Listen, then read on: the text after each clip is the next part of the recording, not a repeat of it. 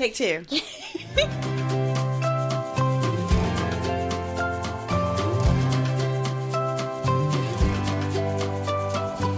Welcome to the While You Grow podcast with Dr. Courtney Addison and me, Addison Powell, where we will dive into all things pediatrics, occupational therapy, and other important topics around children and development. So, if you are a parent, occupational therapist, student, or just want to learn more about occupational therapy and pediatrics in general, then keep listening. For more information on the podcast and to follow us on social media, take a look in the show notes. Let's get started. Welcome to the While You Grow podcast. Again, I'm Addison Powell. And I'm Dr. Courtney Addison. And today we have Dr. Allie Turner. Yay! Hello, everybody. We've been waiting for this one because we are going to talk about tummy time. Yes, tummy time. But first, I'd like to introduce the famous Dr. Allie Turner. Yes. She is the fieldwork coordinator at Presbyterian College. She also works part-time at ANMED. And she is phenomenal. She is my Kenya buddy. We've been best friends since the beginning of time. Pretty much accurate. I think 100% accurate there. Yes. Yeah. So I'm really thankful to be here today. They asked me to be on this podcast to talk a little bit about my capstone experience, which seems like yesterday and also a long time ago all at the same time. So personally, my background, I've been in outpatient pediatrics, inpatient rehab, acute care pediatrics, acute care neurosurge, and now I still get to work as a PRN therapist in acute care with adults. So I've had a good experience, and I'm very thankful and humbled to not just be here at PC, but also to be on this podcast today. So thank you all for having me. Yes, of course. Tell us a little bit about your lovely family. Oh, I have a wonderful family. I am one of 5 children, so I have 4 brothers, and we are all over the country, which is always an adventure. And I have, my husband and I have been married for 11 years, and we have a 7-year-old and a 4-year-old, and they are amazing and wonderful, and they keep us very busy. They're the cutest. They are the cutest. Super cute. But why don't you start by explaining to our listeners, for those who may not know, what is tummy time? Why is it important?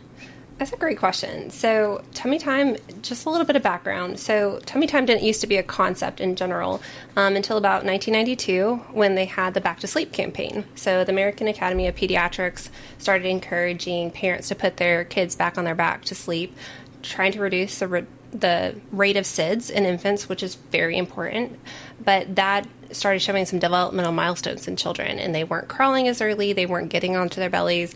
So it was in 2001, we had the Prone to Play campaign that really started coming around, where therapists are starting to petition and really encourage people to put their babies on their belly so that they can develop. So tummy time, as its most basic explanation, is putting a baby in prone or on their belly to play. It's just a great foundational concept for developing so many different motor and sensory systems in the body. Absolutely. So what really motivated you to pick this as your capstone? Why was tummy time something that you decided to put so much time into educating OTs, parents, caregivers? Absolutely. So in my work in both outpatient and inpatient pediatrics, I found that people were missing this opportunity for education. We have this target audience, especially when they're inpatient, of time that we could be providing developmental education. So I noticed that we had more complex kiddos. I worked at a hospital, even an outpatient, that had the most complex, unique diagnoses, and parents were very fearful of the tummy time experience. And I noticed that again when I was inpatient, and it just kept sticking with me that I have an opportunity here. I have a target audience. Why don't I work with them on seeing how I can provide them small bits of education to make this an opportunity for their child to be able to better reach this milestone? Definitely. And I guess go in maybe a little bit to you kind of talked about when those kids weren't on their tummy, where they were seeing some issues with development and their milestones. Talk about the other developmental benefits of tummy time. Absolutely. So There are a lot. So Oh, yeah. we really grow. So we start developing our vestibular system very early, and our proprioception, our visual motor system. So for those listening right now, we really want to think about how we are positioned in utero. So when you're in utero and you have you're moving within that fluid sac, your body is moving, it's consistently rotating. We're getting the input from our mother's womb, from the external environment. And then we're born, and then the environment totally changes. So we're having to adjust this whole new plane. So when we put an infant on their belly, we're really starting to help them develop a more mature vestibular system. We're really kind of helping them understand how to strengthen those extensor muscles of their trunk, and then also starting to interact with their environment, and they start to gain that control. This is also foundational for crawling, which so it's out of favor for the American Academy of Pediatrics, and they push back all their milestones. But for us, they haven't changed. So therapists, we're going to continue to want to work on those milestones early. We want to work on rolling. We want to work on hand-to-mouth coordination. We want to work on foundational skills for crawling.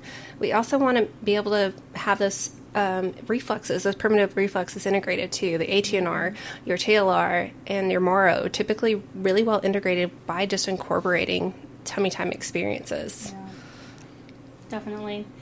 And I guess we can kind of go into the specifics of tummy time a little bit for parents who don't know. When should they start tummy time? How long should it be? And those types of things. I think this becomes a very sensitive topic for so many, because I really have more respect for this as after being a therapist, then becoming a mom and having to do this on my own. And I have wonderful children, and I don't therapy them at all because that's not who they are. But recognizing too how much emotion too there is in that motherhood journey, in the parenthood journey. Mm-hmm. And so if you see your child crying when they're doing something, your immediate response is to pull them out of it. Yeah. So when we're going to use the therapy word, it depends. Yeah. Yes. Well, we want to encourage as much as possible, as often as possible. But recognizing, too, we want this to be a positive experience. One of my certifications is an infant massage, and so it's all about bonding and that nurturing thing. I think tummy time in itself should be part of that play and development, mm-hmm. but also a nurturing experience for both the caregiver and the child. And if your child is screaming, you're not inclined to do it. So we can modify that activity or modify how we move into that activity to make it more tolerable. And I say start with 10 seconds. Build yourself up, because it's as much like the child is going to feel your anxiety and your nervousness just as much as the environment as well. But it's weird for them too. But we can provide them comfort as caregivers. So if you can get to that, progress to 10 minutes a day, 20 minutes a day, and then eventually you're hopefully going to get your child to be as more independent with supervision, please, not unattended, so that we can build the strength in their trunk, build those cervical extensors, really kind of help those foundational skills for being able to sit, stand, and integrate those reflexes. Yeah, definitely. Yeah, definitely. I think so too. What's your advice for OTs? And maybe we have some OT students or new OTs out there that want to work in pediatrics and may not have kids yet, or may hope to have kids, or may not.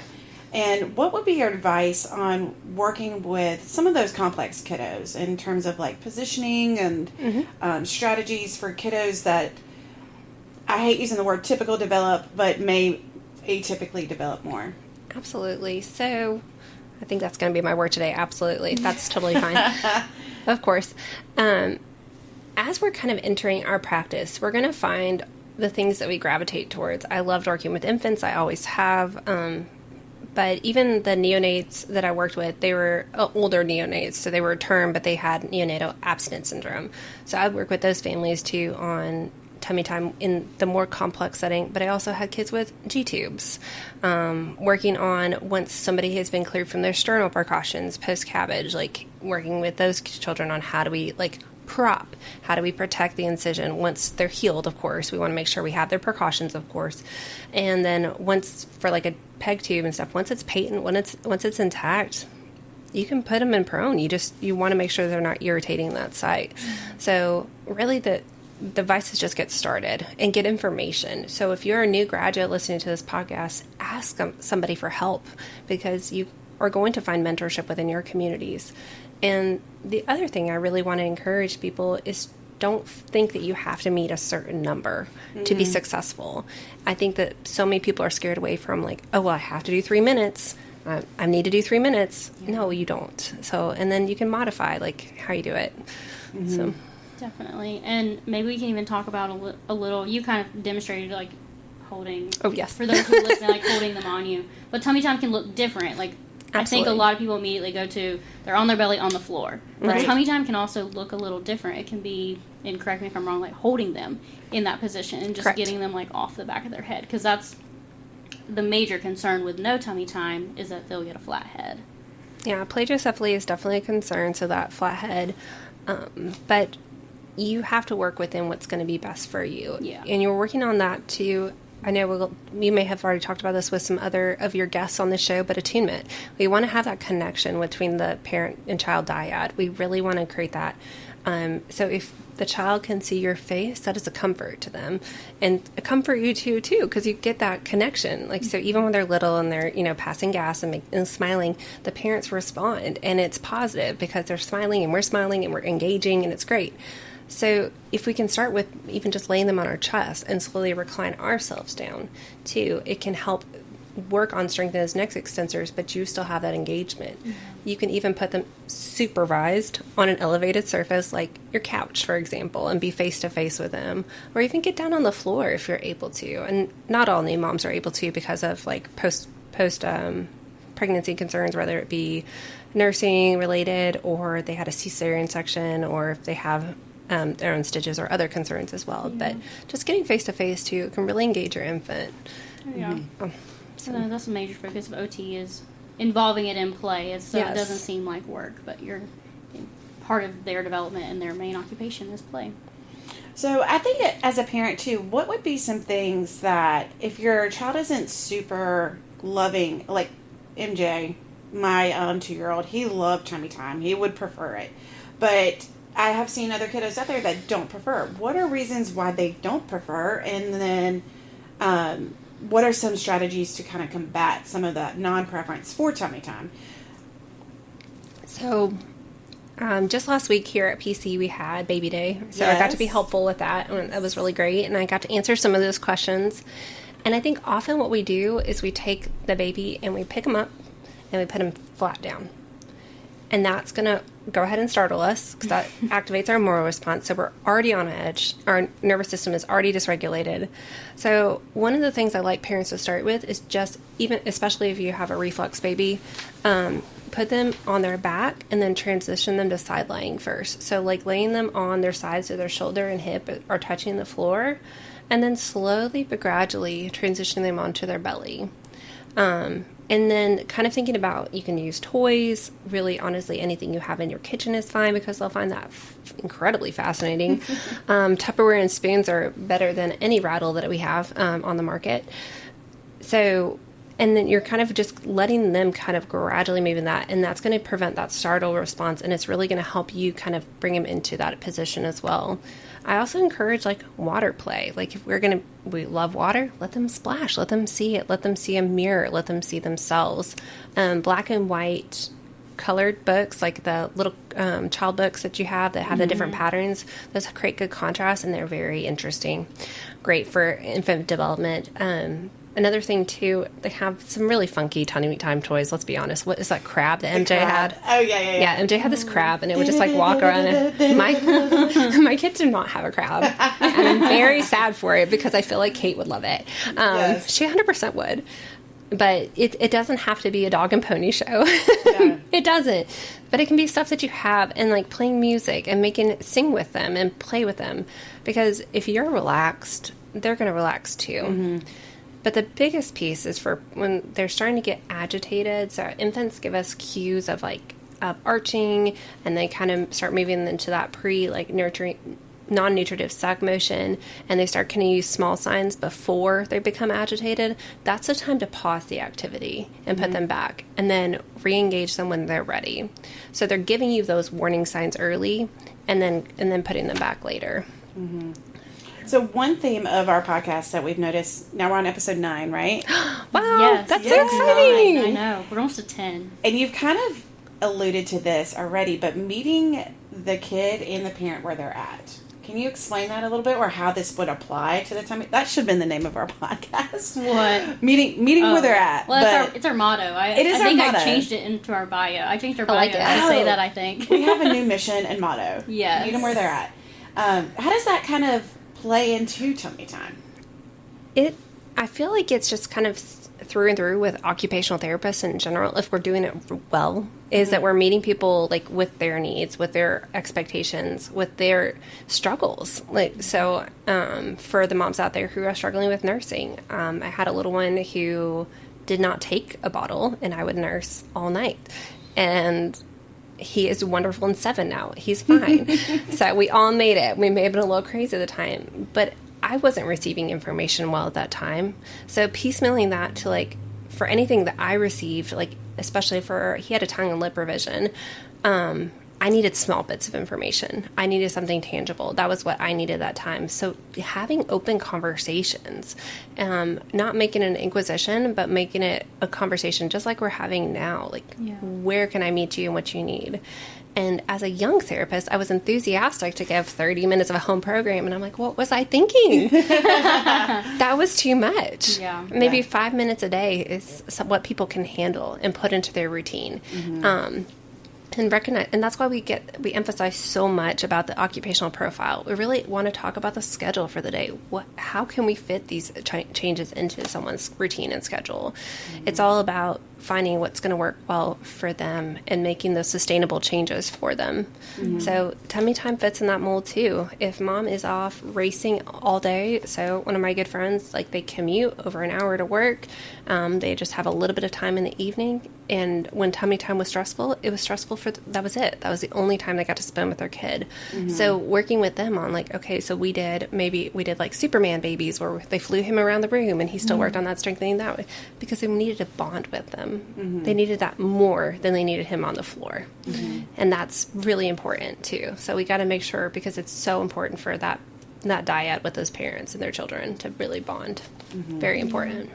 I hope I answered that question. I think, Absolutely. I think one of the things too, especially going through with MJ, I remember walking into my daycare and just flipping him on his stomach, and the caregiver there was like, "Oh no, he's only," I don't remember how many months. Like, he's not ready for it. I'm like, he's definitely ready for that. I think there's a lot of misconceptions out there that tummy time, it's different for everybody. So education is very, very important for that. One of the things that I'd like for you to discuss is how can tummy time be used for, say, some of our adolescents and teenagers? Talk about the benefit of that, because I think tummy time is usually associated with just our little babies that we love so much. But why is tummy time could it be beneficial for our older kids? And I'm going to even stretch that. I use that with my adult patients too when I can. I'm not going to lie. When I have them in inpatient rehab, because what we can do is it provides great, almost a reset to your body.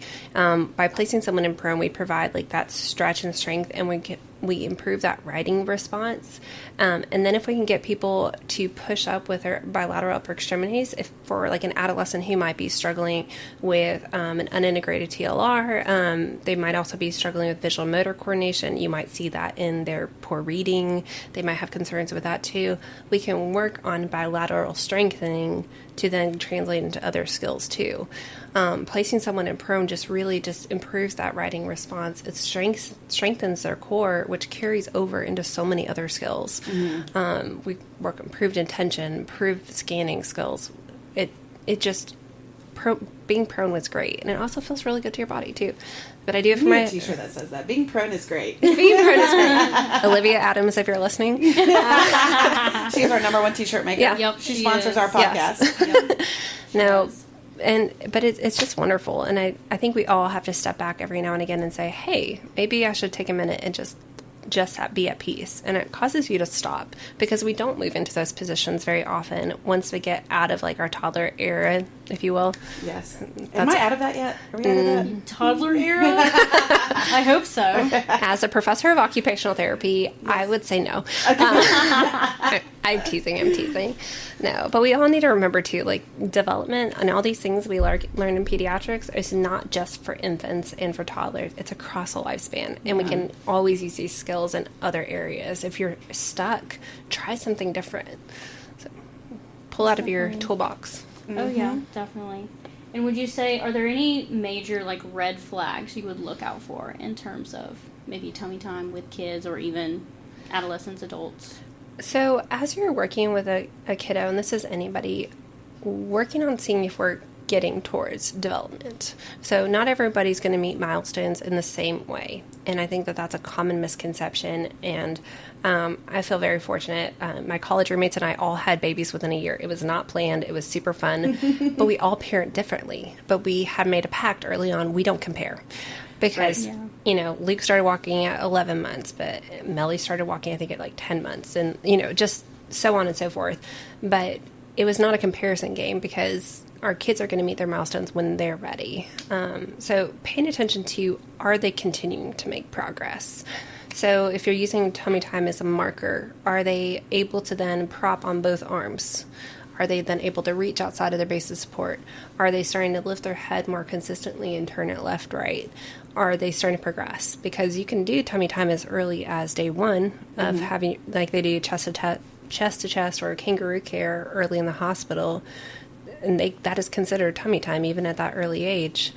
They can do it, but it looks different. And is it progressing? Are we gaining more skills? So for the parent who's wondering, so we're meeting this, but we notice like they're not progressing towards, they're not getting stronger with it, or it's continuing to be a problem, because there could be some underlying sensory issues going on, or there could be some vestibular issues that we need to address as occupational therapists in the clinic, and we're happy to help you with that. That's what we're here for. Right. So Definitely. at any age, really. Any age, 0 to 100. Your OT's there for you. Oh yeah, I mean, and I saw that when I was in the hospital. Like my youngest, talking about like that 0 to 100. My youngest patient I saw was 10 days old, and my oldest was like 98. That's a great span. I literally, it really was. But I like that we got to see all that. Yes, I do too.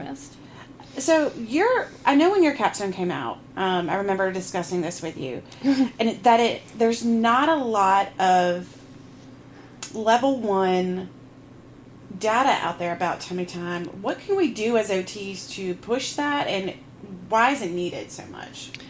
Well, the biggest issue that I found, and again, this is from when I did my capstone, right? So, so keep that in mind. I think as occupational therapists, we're really terrible about writing down what we're doing. And it's really hard to standardize something. So the way I standardized it for my project was using an informational sheet and then increasing the amount of time that parents were able to do the tummy time based on the techniques and strategies that I provided them. Was that effective? So that was my constant. So the variable could have been whatever strategy they used, but it was the constant of the education. And I had a great friend, Tracy Myers at UK, who helped me with my project too. So I've got to give a shout out to her. But the biggest thing is we're busy doing the things and we're not writing down the things.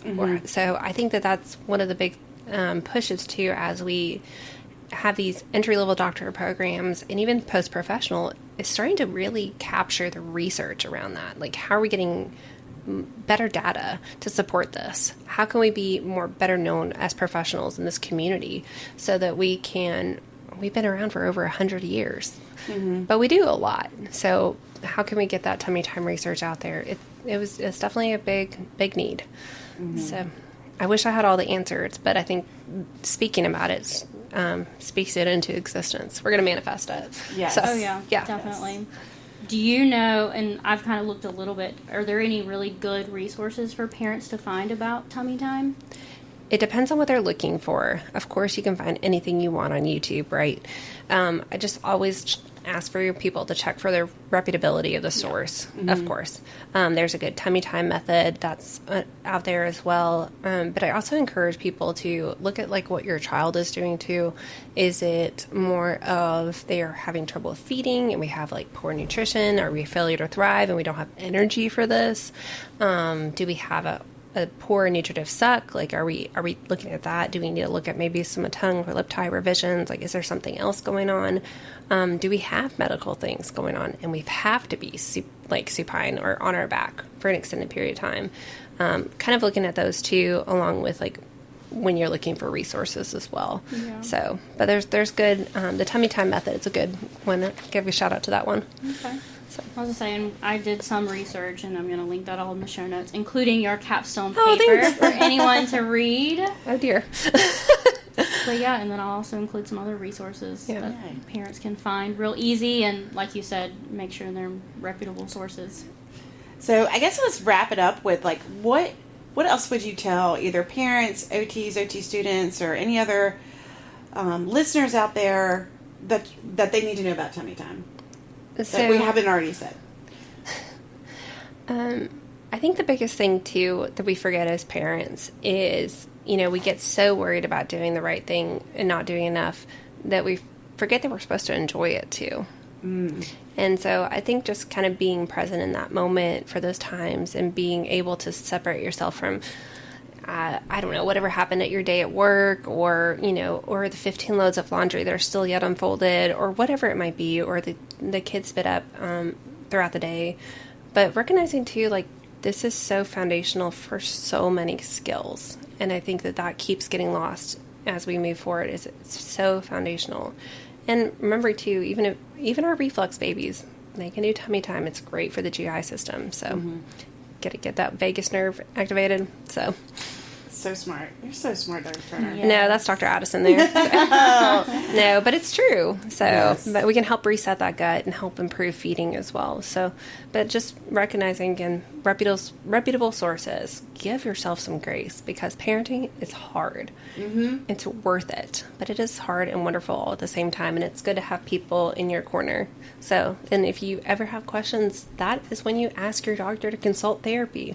What's the worst they do? Evaluate you and send you home? Great. You have some great resources. Yep. Never hesitate to reach out, because that's what that service is there for. Exactly. But yeah, thanks for coming on. Thank you for having me. To finally have you. Yay. So it's super exciting to be here, and thank you all so much for doing this and presenting this to the community. Well, thank you so much. Yes. Thanks for joining us. Bye. Bye. Bye. Thanks for listening to the While You Grow podcast. If you learned something on this episode, please like, share, and comment. Join us next time as we dive into all things pediatrics, occupational therapy, and other important topics around children and development.